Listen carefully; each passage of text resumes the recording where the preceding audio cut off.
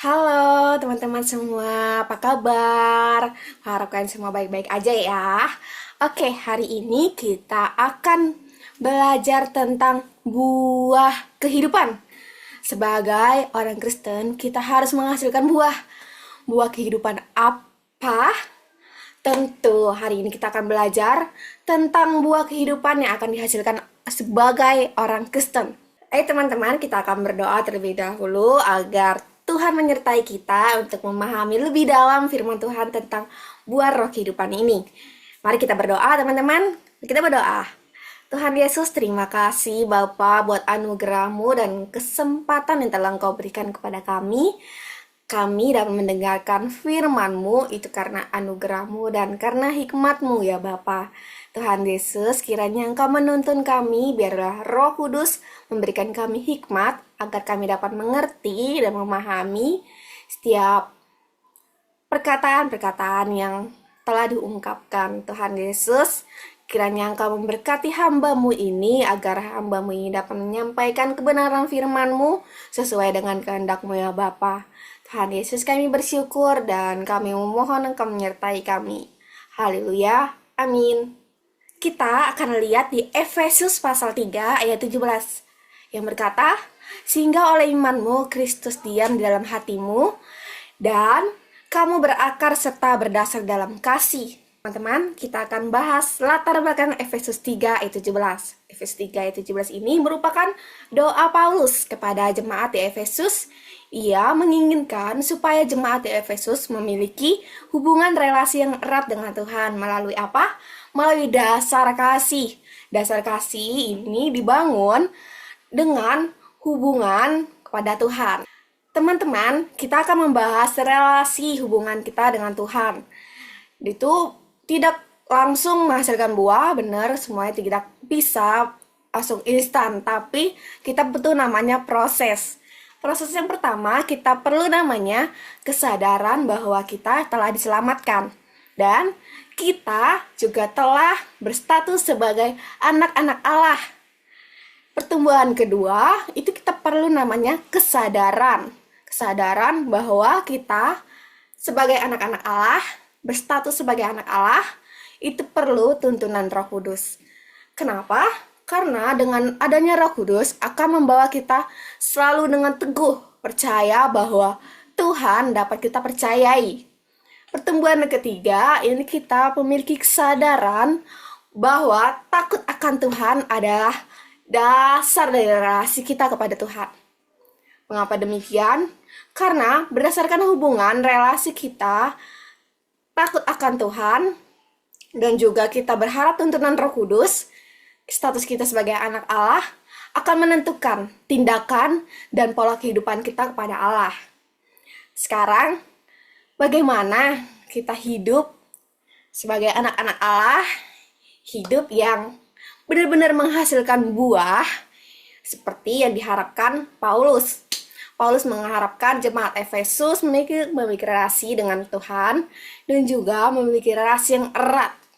Begitu juga dengan kita sebagai anak-anak Allah, sebagai orang Kristen yang percaya kepada Tuhan, kita harus memiliki prinsip kesadaran bahwa kita perlu namanya tuntunan Roh Kudus untuk menghasilkan buah. Teman-teman, kita akan bahas hubungan timbal balik relasi kita kepada Tuhan. Dan jika kita sebagai anak-anak Tuhan mempunyai relasi yang erat kepada Tuhan dan memiliki hubungan yang mendalam dengan Tuhan, kita akan namanya menghasilkan buah. Menghasilkan buah tidak terlepas dari hubungan kita kepada Tuhan. Dan dengan hasil buah kita ini, kita dapat memberkati orang lain dengan kehidupan pribadi kita. Kita sebagai anak-anak Tuhan, itu perlu namanya kesadaran. Kesadaran bahwa kita sebagai anak-anak Tuhan ini perlu tuntunan Roh Kudus. Dan dari sini, tentu tuntunan Roh Kudus ini tidak terlepas dari sebuah proses. Proses kehidupan kita yang dari yang kelam menuju terang itu butuh proses. Dan proses ini saya akui dalam hidup saya sebagai anak yang baru keluar gitu ya, ada baru sadar dengan kehidupan ini walaupun yang tidak mudah ini sebenarnya. Dan saya akan bersaksian waktu saya di Kalimantan. Waktu itu saya remaja dan saya senang sekali namanya jalan jalan malam. Di situ saya biasanya kalau jalan malam biasanya tuh dari jam 6 sore itu ke sampai jam 11 malam biasanya. Itu hanya nongkrong-nongkrong, nongki-nongki sama teman-teman, cari hiburan-hiburan biasa aja gitu. Kayak ngobrol-ngobrol di pinggir jalan gitu kan, kayak orang-orang keren cool gitu. Itu waktu itu saya belum belum namanya mengerti apa itu buah kehidupan. Belum namanya mengerti sebagai orang Kristen apa yang harus saya hasilkan, belum mengerti. Dan waktu itu saya mencoba untuk mencari jati diri saya dari perjalanan itu. Walaupun saya sadar saya waktu itu Kristen, Kristen sejak lahir. Memang orang tua saya Kristen, dan di situ saya masih bingung gimana dengan hidup ini gitu. Masih belum tahu gitu. Saya ini Kristen apa? Semenjak itu ada waktu itu kapan ya? Itu saya ketemu seorang gembala yang berkata gini, "Kamu orang Kristen. Buah apa yang kamu hasilkan dalam kehidupanmu sebagai orang Kristen, sebagai anak-anak Allah? Kamu sudah berstatus sebagai anak-anak Allah." Gitu. Dan waktu itu saya berpikir, oh iya, apa yang saya hasilkan dan apa yang saya buahkan dalam hidup ini. Sedangkan saya waktu itu lagi mencari jati diri saya sendiri gitu. Apa yang harus saya perbuat saya bingung gitu, nggak tahu, hanya bisa bersenang-senang aja, layaknya anak-anak remaja yang pada umumnya. Teman-teman, waktu itu saya sebagai anak-anak Tuhan, sebagai ya status sebagai anak Tuhan, orang tua Kristen gitu ya, itu saya nggak tahu buah apa yang saya hasilkan dalam hidup ini. Dan di situ saya mendengar kata-kata Pak Pendeta itu, jadi saya berpikir keras apa yang harus saya lakukan. Dan dari situ saya ambil keputusan untuk namanya mencari apa jati diri saya mencari apa yang harus saya hasilkan dalam hidup ini. Walaupun sebenarnya itu tidak mudah.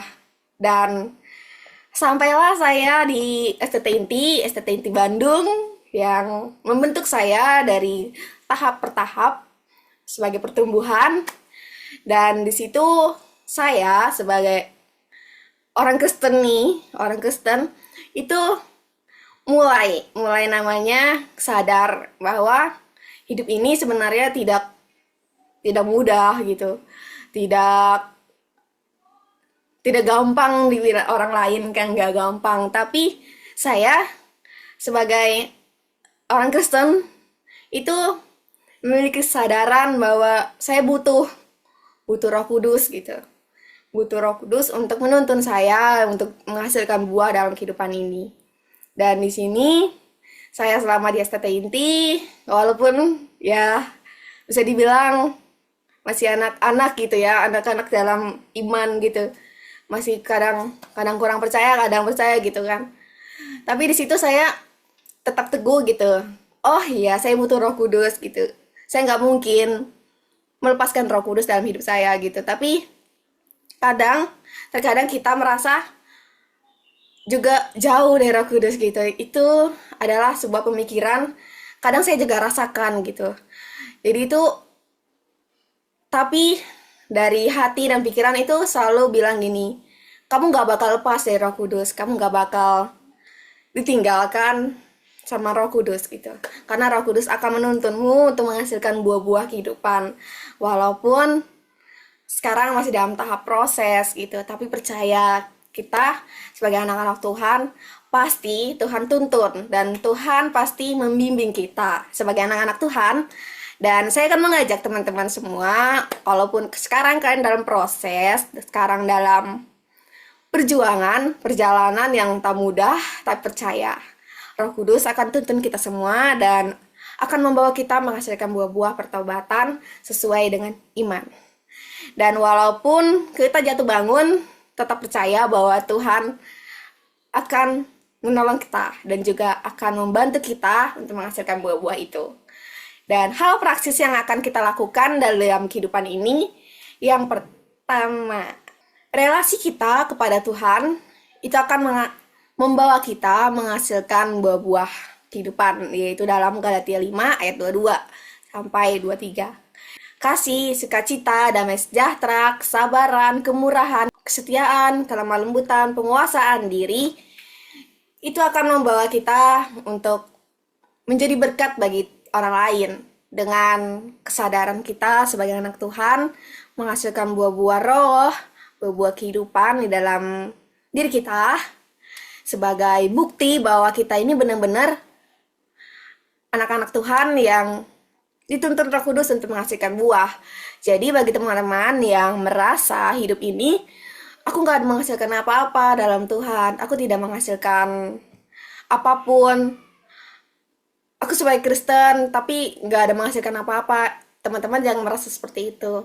Karena saya juga pernah mengalaminya, saya juga pernah melalui proses itu.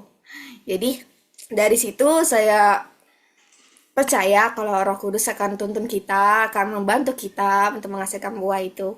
Walaupun sekarang dalam proses. Teman-teman tetap percaya ya kalau Tuhan Yesus akan menolong kita. Dan sekarang kita akan berdoa dulu. Nah, walaupun teman-teman merasa bimbang, cemas, campur aduk dengan masalah-masalah yang ada, entah dalam keluarga, entah dalam diri sendiri, pencarian jati diri, bingung apakah hidup kekristenan ini sudah berjalan sesuai dengan kehendak Tuhan, atau sedang bingung gimana caranya membangun relasi dengan Tuhan. Ingat teman-teman, satu hal yang harus teman-teman sadari dan teman-teman ingat, Roh Kudus tidak pernah tinggal diam. Roh Kudus akan ada bersama-sama dengan kita sebagai anak-anaknya, anak-anak Tuhan yang percaya. Teman-teman, kita akan berdoa dan memohon belas kasih Tuhan untuk kita, agar kita senantiasa selalu dipimpin Roh Kudus di dalam kehidupan ini. Mari kita berdoa teman-teman. Tuhan Yesus, kami berdoa dan bersyukur buat kasih-Mu dan anugerah-Mu ya Bapa. Terima kasih Bapa, Engkau telah mengangkat kami, memulihkan kami menjadi pribadi yang berkenan di hadapan Engkau. Tuhan Yesus, kami memohon tuntunan dan bimbingan-Mu ya Bapa, agar kami anak-anak-Mu memiliki jati diri yang benar di hadapan Engkau. Tuhan Yesus, kami memohon Engkau menyerahkan agar Roh Kudus-Mu menuntun kami, membimbing kami untuk membawa kami terus mempercayai Engkau, sebab Engkaulah yang akan menuntun kami, membimbing kami ya Bapa. Tuhan Yesus, kiranya Engkau menyertai kami walaupun dalam permasalahan hidup ini, biarlah kami anak-anak-Mu senantiasa selalu mengandalkan Engkau. Tuhan Yesus, kami bersyukur dan berdoa, biarlah kasih-Mu dan anugerah-Mu menuntun kami ya Bapa, agar kami menjadi pribadi yang berkenan di hadapan Engkau. Kami berdoa dan bersyukur dan berterima kasih. Haleluya. Amin.